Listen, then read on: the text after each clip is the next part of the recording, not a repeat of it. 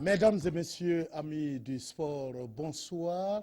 Nous recevons pour vous le tout nouveau ministre des Sports et des Loisirs, M. Tahirou Bangré. Monsieur le ministre, bonsoir. Bonsoir, M. Kini. Alors, vous venez de prendre fonction à la tête du département des sports. Quelles sont vos priorités? Avant tout, j'aimerais rendre grâce à Dieu. D'abord, il faut commencer par ça, qui nous guide et qui nous protège à chaque instant. Aussi, je m'en vais rendre hommage à mon papa, paix à son âme, qui a insufflé en moi tout l'amour que j'ai pour le sport. Je remercie le président du FASO aussi et le Premier ministre, qui ont fait confiance donc à ma modeste personne pour piloter le ministère donc, des Sports et Loisirs. À mon sens, la première priorité, c'est la question donc, des concertations que j'ai entamées au niveau donc, du ministère. Et c'est un travail que nous avons commencé. Il faut connaître les lieux, connaître le monde. Et nous avons commencé donc à rencontrer donc, tous les cadres, les directeurs, les chefs de service, donc, pour connaître ce qui se passe donc, dans ce ministère. Le problème des infrastructures sportives, je veux parler du gazon sur les terrains de l'intérieur. On parle bien sûr du football. Et il y a vraiment un problème. Les équipes, les joueurs n'arrivent pas à développer leur jeu. Alors, monsieur le ministre, qu'est-ce qui va être fait? La question des infrastructures, c'est une priorité pour nous. Vous savez, pour être efficace, pour jouer à un bon niveau, il faut quand même il faut être dans des conditions optimales. Et le gazon en fait partie aujourd'hui. Et je pense que mes prédécesseurs, ils avaient déjà commencé, ils avaient mis en place. Donc, il s'agit ici donc de prolonger ce qu'ils ont fait. Lorsque vous jouez en première division, quand même, il est salutaire, il est intéressant quand même de posséder du gazon. Je pense que à court et moyen terme, on va tout faire pour que toutes ces équipes-là aient du gazon. La construction des stades? Oui, bien entendu, ça va avec. Des stades donc, dans les régions, je pense que ça c'est vraiment une priorité.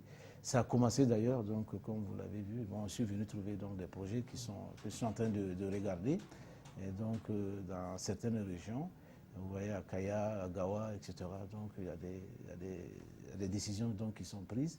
Et nous, l'ambition, ce sera ça, de doter d'infrastructures sportives, pas que le football. Alors, monsieur le ministre, il y a cette question de la bourse allouée aux joueurs de D1 et de D2 et de football. Et il y a des petits soucis, un retard d'un mois de salaire, ça c'est en 2015, l'année 2015. Et les clubs attendent toujours pour ce qui est de la saison en cours. Qu'est-ce qui va être fait exactement?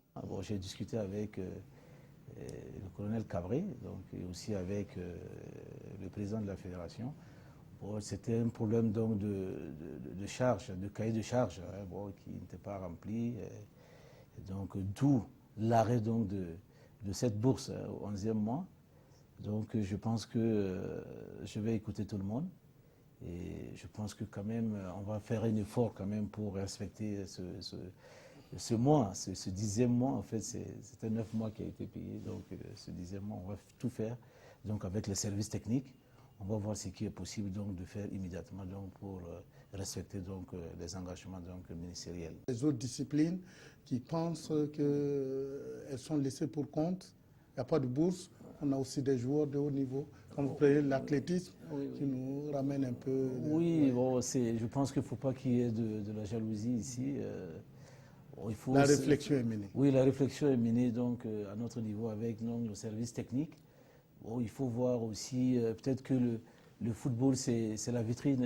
Je pense que c'est le sport roi. C'est eux aussi, peut-être qu'ils savent aller à gauche et à droite. Je pense qu'on va discuter.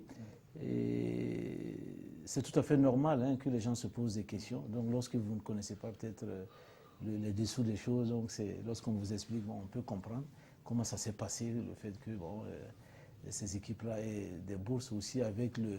Vous vous rappelez qu'on a été en finale donc de la CAN. Donc il y a eu quand même un peu de... Ça a eu un impact. Oui, un impact donc, financièrement, etc. Donc je pense que c'est cette répartition, quelque part, qui a amené ça. Peut-être toutes ces interrogations trouveront leur réponse dans le statut du sportif de haut niveau bien sûr, qui est en cours. Oui, qui est en cours, et je pense que dans les semaines à venir, donc, qui verront jour. Je pense que c'est une question, comme je dis, d'organisation, de rationalisation. Il faudrait quand même qu'on puisse faire le pas vers le haut niveau pour nos sportifs, donner de la qualité. Et je pense que c'est ce que tout le monde attend, remplir nos stades. Donc je pense que nous avons des joueurs de qualité et il faut quand même que ces joueurs-là puissent s'exprimer pour que les gens puissent aller. De plus en plus, on voit que les terrains sont dégarnis parce que, comme je l'ai dit, on a de très très bons joueurs. Mais maintenant, lorsque les conditions ne sont pas réunies, les gens ne sont pas motivés, etc. Donc il va falloir quand même arriver donc à réorganiser tout ça, à mobiliser donc toutes les bonnes volontés pour qu'il y ait cette entente autour donc, de nos fédérations, de nos équipes de football. Les fédérations et associations sportives attendent elles aussi leurs subventions pour la saison qui a d'ailleurs débuté. Est-ce que, Monsieur le ministre, cette année, ça va être une reconduction de ce qui s'est passé l'année dernière ou le nouveau ministre va encore regarder et puis voir si on peut... Il faut faire très très vite. Ouais. Je pense que notre objectif, c'est chercher à consolider les acquis. Ouais. Donc, ce qui est en place et même les améliorer. Je pense que les choses sont très très difficiles. Moi-même ayant fait du sport de haut niveau, quand j'étais capitaine d'un jour dans des équipes, j'ai eu des primes de match vraiment insignifiantes. Et puis maintenant donc, il faut voir les choses autrement. Je pense qu'il y a des acquis qui sont là. Je pense qu'il faut les consolider et bien entendu, il faut les améliorer. Les regards des Burkinabés tournés maintenant vers les qualifications de la Coupe d'Afrique des Nations de football, le mondial de football, alors qu'on sait que les étalons n'étaient plus les mêmes étalons après 2013. Ça piétinait un peu. Il y a eu ce retour aussi, donc on a fait appel encore à Paulo Duarte. Alors, quelle lecture faites-vous de cette situation? Le dernier match contre le Bénin, c'est vrai qu'il a été poussif. Ouais. Mais moi, je rends hommage aussi à nos garçons. C'est pas facile, parce qu'on a battu quand même le Bénin. Et on est très très rigoureux avec les étalons. Il faut connaître aussi, il y a des moments difficiles. Peut-être que nous les traversons. C'est tout à fait normal. Toutes les équipes le vivent, ces situations-là. Et j'ai pu discuter avec le président donc, de la fédération, qui est très aimable, que je connais très bien, et qui m'a expliqué le choix donc, de l'entraîneur. Je pense qu'il m'a dit que c'est le choix qui convenait, vu la situation. Je pense qu'il a écouté l'entraîneur et qu'il a rassuré donc, de pouvoir donc, nous qualifier. Et je pense que, moi je fais confiance, je pense que l'avenir nous dira s'il a raison ou pas. Je pense que Paulo, je l'ai écouté aussi, je l'ai reçu ici, dans mon bureau.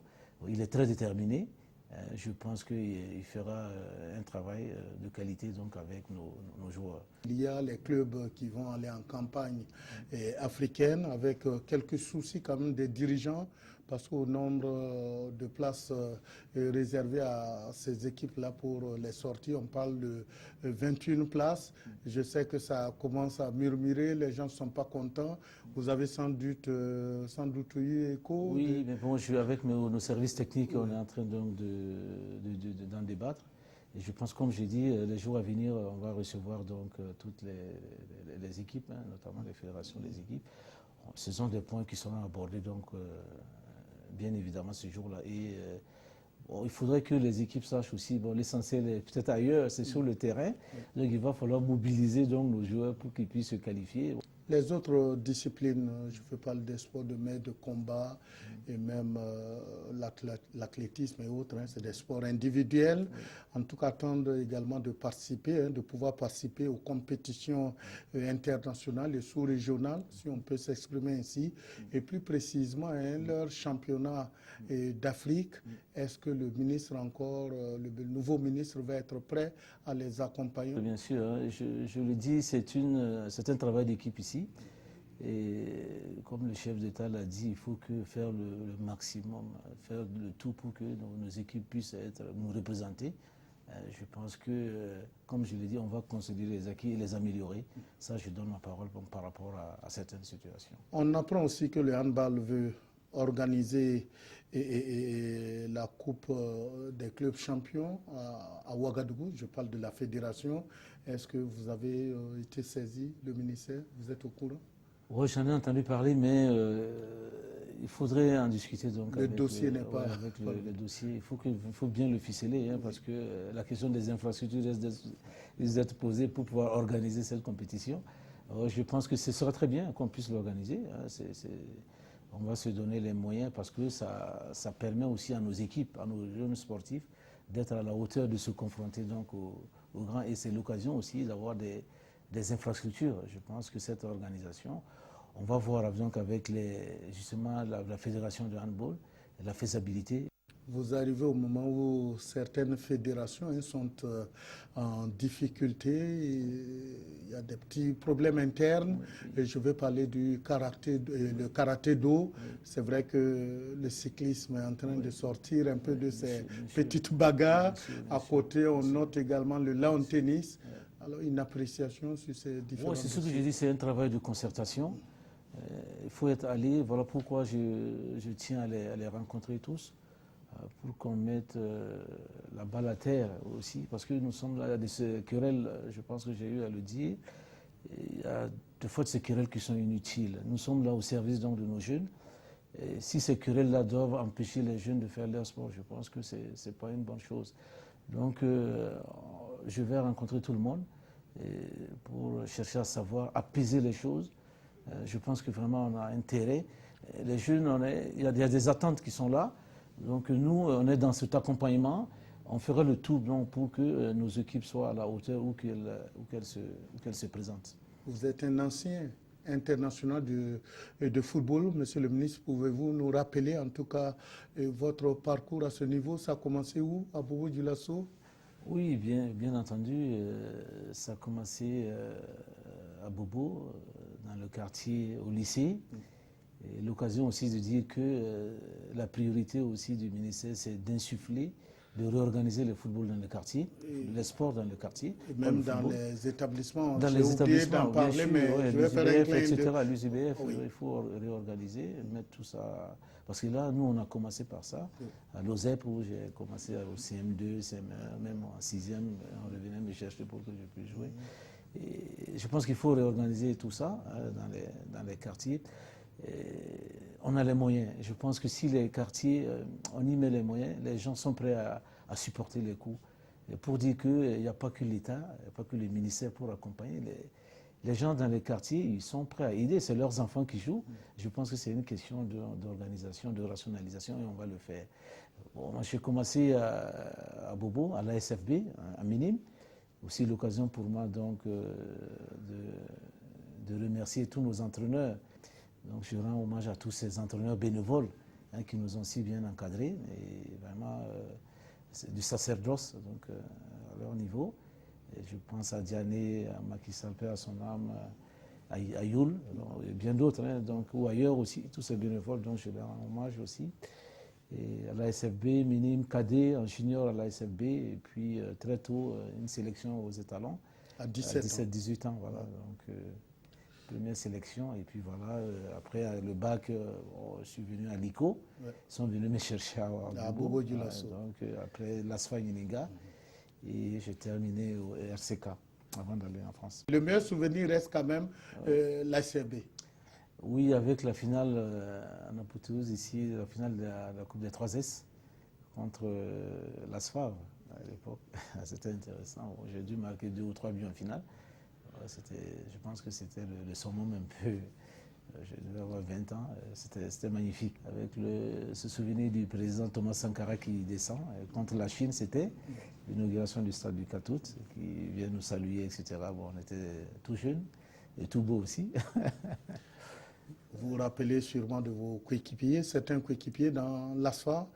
Oui, le Rouquin, Limassou Gabriel, père à son âme, Lévier, etc. On avait de grands joueurs à l'époque. C'était une très belle sélection. Une très belle sélection. Alors, vous êtes donc un homme averti du sport, une bonne expérience peut-être pour réussir la mission. Oui, être à l'écoute de tout le monde, hein, donc aussi accepter la collaboration des uns et des autres. C'est ce que j'ai dit, c'est une équipe au niveau du ministère, il faut que nous soyons mobilisés. Et je pense que le président de la République m'a rassuré, bon, nous allons avoir les moyens donc, de mener notre politique. Je pense que parce que lui, c'est un défi, permettre donc à tous les sportifs donc, de faire donc leur sport favori. Et je pense que nous allons mettre tous les moyens donc, pour y parvenir. Ce petit nom, Zimako, est venu d'où? Oh, je pense que j'avais 12-13 ans quand j'ai joué à Minime. Et l'entraîneur me dit un jour Zimako. J'ai dit mais pourquoi ce nom? Il me dit bon, c'est un ancien joueur de Saint-Étienne. Il me dit que je jouais comme lui parce que bon, il était virevoltant, etc. Bon, etc. Bon, depuis là, bon, j'ai gardé ce nom. Alors, la télévision nationale vous a également sollicité pour être consultant lors des plateaux et de la Coupe du monde de football. Il y avait aussi cette Coupe d'Afrique des Nations. Et aujourd'hui, une appréciation. Non, c'était une très bonne expérience. Bon, je l'ai gardé sur ma carte consultant en sport. Donc, c'était bien. Bon, c'est vrai qu'il y a des choses qui sont restées amères aussi par rapport à l'organisation. Parce que je pense qu'avec le ministre de la Communication et même la DG aussi, je pense qu'on va discuter des moyens à mettre en œuvre pour la motivation aussi du personnel. Parce que quand moi j'arrivais sur le plateau, j'avais du mal en venant là-bas pour m'habiller, etc. Et je ne savais pas comment me comporter. J'étais là, j'étais gêné et même il fallait prendre des écharpes aux supporters qui étaient à côté. Donc je pense que c'est une question d'organisation vraiment parce qu'il faut. Ça peut être mieux organisé. Ça peut être mieux organisé, les je pense. Les plateaux de la RTB. Je pense qu'on a intérêt à le faire et ça se fera, je pense, qu'avec ceux qui sont maintenant, ceux qui dirigent. Monsieur le ministre, bonne chance. Merci. Et merci de nous recevoir chez vous. Merci beaucoup, Monsieur Kini. Et merci à tout le monde. Vive le sport. C'est tout donc pour cet entretien. Je rappelle que notre invité était le ministre des Sports et des Loisirs, M. Tahirou Bangré, ancien international de football. Vous l'avez suivi d'ailleurs. Les programmes continuent sur la RTB. Vous l'avez dit, vive le sport. Vive le Burkina Faso. Merci.